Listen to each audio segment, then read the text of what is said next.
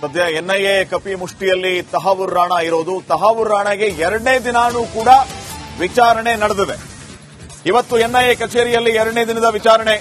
High security cell ಅಲ್ಲಿ ರಾಣಾಗೆ NIA full drill ಮಾಡಿದೆ. ವಿಚಾರಣೆಯಲ್ಲಿ ಹಲವು ಮಾಹಿತಿಗಳನ್ನ ರಾಣಾ ಬಹಿರಂಗಗೊಳಿಸಿದಾನಂತೆ. ತನ್ನ ಜೊತೆಗೆ ಇದ್ದವರ ಬಗ್ಗೆ ಹೇಳಿಕೊಂಡಿದ್ದಾನೆ, ದಾಳಿಯ ಬಗ್ಗೆ ನಿಧಾನಕ್ಕೆ ಮಾಹಿತಿಯನ್ನ ನೀಡ್ತಾ ಇದ್ದಾನೆ ಅನ್ನುವಂತಹ ವಿಚಾರಗಳು ಗೊತ್ತಾಗ್ತಾ ಇದೆ. ಎರಡನೇ ದಿನಾನೂ ಕೂಡ ಎನ್ಐಎ ಕಚೇರಿಯಲ್ಲಿ ವಿಚಾರಣೆಯನ್ನ ಎದುರಿಸಿದ್ದಾನೆ Tahawwur Hussain Rana. High security cell ಅಲ್ಲಿ ರಾಣಾಗೆ ಎನ್ಐಎ ವಿಚಾರಣೆಯನ್ನ ನಡೆಸಿದೆ. ವಿಚಾರಣೆಯಲ್ಲಿ ಹಲವು ಮಾಹಿತಿಗಳು ಬಹಿರಂಗ ಆಗಿದೆ ಅನ್ನುವಂತಹ ಮಾಹಿತಿ ಲಭ್ಯವಾಗ್ತಾ ಇದೆ.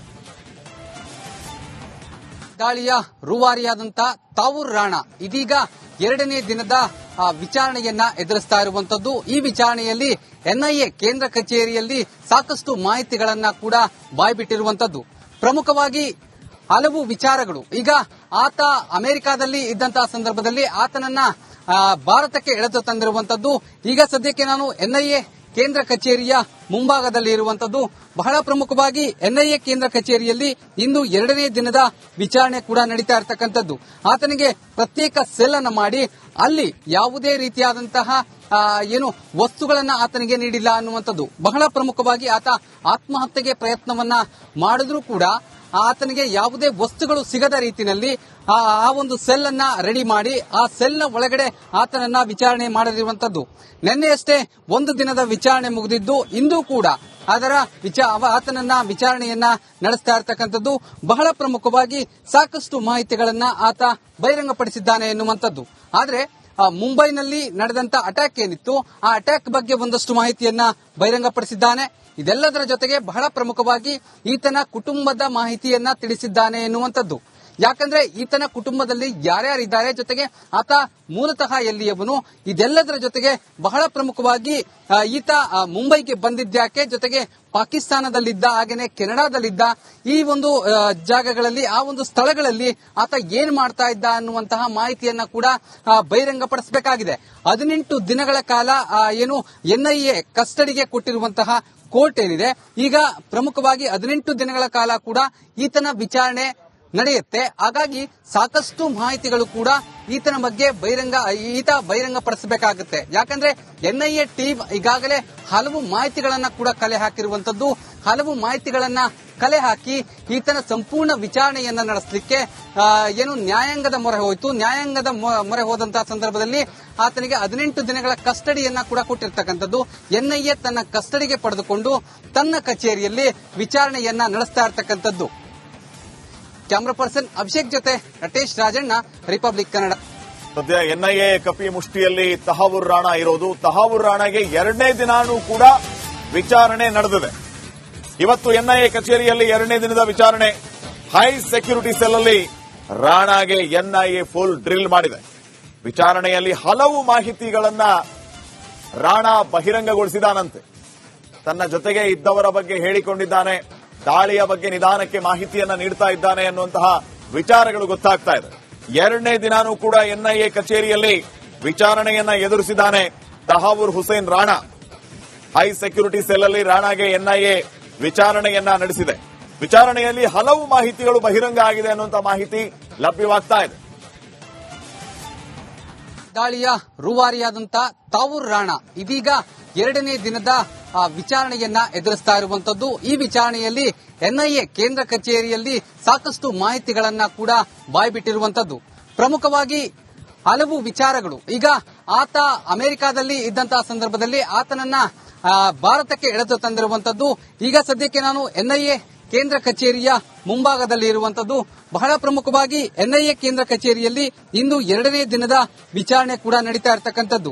ಆತನಿಗೆ ಪ್ರತ್ಯೇಕ ಸೆಲ್ ಅನ್ನು ಮಾಡಿ ಅಲ್ಲಿ ಯಾವುದೇ ರೀತಿಯಾದಂತಹ ವಸ್ತುಗಳನ್ನ ಆತನಿಗೆ ನೀಡಿಲ್ಲ ಅನ್ನುವಂಥದ್ದು. ಬಹಳ ಪ್ರಮುಖವಾಗಿ ಆತ ಆತ್ಮಹತ್ಯೆಗೆ ಪ್ರಯತ್ನವನ್ನ ಮಾಡಿದ್ರೂ ಕೂಡ ಆತನಿಗೆ ಯಾವುದೇ ವಸ್ತುಗಳು ಸಿಗದ ರೀತಿಯಲ್ಲಿ ಆ ಒಂದು ಸೆಲ್ ಅನ್ನ ರೆಡಿ ಮಾಡಿ ಆ ಸೆಲ್ ನ ಒಳಗಡೆ ಆತನನ್ನ ವಿಚಾರಣೆ ಮಾಡಲಿರುವಂತದ್ದು. ನಿನ್ನೆಯಷ್ಟೇ ಒಂದು ದಿನದ ವಿಚಾರಣೆ ಮುಗಿದಿದ್ದು ಇಂದು ಕೂಡ ಆತನನ್ನ ವಿಚಾರಣೆಯನ್ನ ನಡೆಸ್ತಾ ಇರತಕ್ಕಂಥದ್ದು. ಬಹಳ ಪ್ರಮುಖವಾಗಿ ಸಾಕಷ್ಟು ಮಾಹಿತಿಗಳನ್ನ ಆತ ಬಹಿರಂಗಪಡಿಸಿದ್ದಾನೆ ಎನ್ನುವಂಥದ್ದು. ಆದ್ರೆ ಮುಂಬೈನಲ್ಲಿ ನಡೆದಂತ ಅಟ್ಯಾಕ್ ಏನಿತ್ತು ಆ ಅಟ್ಯಾಕ್ ಬಗ್ಗೆ ಒಂದಷ್ಟು ಮಾಹಿತಿಯನ್ನ ಬಹಿರಂಗಪಡಿಸಿದ್ದಾನೆ. ಇದೆಲ್ಲದರ ಜೊತೆಗೆ ಬಹಳ ಪ್ರಮುಖವಾಗಿ ಈತನ ಕುಟುಂಬದ ಮಾಹಿತಿಯನ್ನ ತಿಳಿಸಿದ್ದಾನೆ ಎನ್ನುವಂಥದ್ದು. ಯಾಕಂದ್ರೆ ಈತನ ಕುಟುಂಬದಲ್ಲಿ ಯಾರ್ಯಾರಿದ್ದಾರೆ, ಜೊತೆಗೆ ಆತ ಮೂಲತಃ ಎಲ್ಲಿಯವನು, ಇದೆಲ್ಲದರ ಜೊತೆಗೆ ಬಹಳ ಪ್ರಮುಖವಾಗಿ ಈತ ಮುಂಬೈಗೆ ಬಂದಿದ್ಯಾಕೆ, ಜೊತೆಗೆ ಪಾಕಿಸ್ತಾನದಲ್ಲಿದ್ದ, ಹಾಗೇನೆ ಕೆನಡಾದಲ್ಲಿದ್ದ, ಈ ಒಂದು ಜಾಗಗಳಲ್ಲಿ, ಆ ಒಂದು ಸ್ಥಳಗಳಲ್ಲಿ ಆತ ಏನ್ ಮಾಡ್ತಾ ಇದ್ದ ಅನ್ನುವಂತಹ ಮಾಹಿತಿಯನ್ನ ಕೂಡ ಬಹಿರಂಗಪಡಿಸಬೇಕಾಗಿದೆ. 18 ದಿನಗಳ ಕಾಲ ಏನು ಎನ್ಐಎ ಕಸ್ಟಡಿಗೆ ಕೊಟ್ಟಿರುವಂತಹ ಕೋರ್ಟ್ ಏನಿದೆ, ಈಗ ಪ್ರಮುಖವಾಗಿ 18 ದಿನಗಳ ಕಾಲ ಕೂಡ ಈತನ ವಿಚಾರಣೆ ನಡೆಯುತ್ತೆ. ಹಾಗಾಗಿ ಸಾಕಷ್ಟು ಮಾಹಿತಿಗಳು ಕೂಡ ಈತನ ಬಗ್ಗೆ ಬಹಿರಂಗಪಡಿಸಬೇಕಾಗುತ್ತೆ. ಯಾಕಂದ್ರೆ ಎನ್ಐಎ ಟೀಮ್ ಈಗಾಗಲೇ ಹಲವು ಮಾಹಿತಿಗಳನ್ನ ಕೂಡ ಕಲೆ ಹಾಕಿರುವಂತದ್ದು.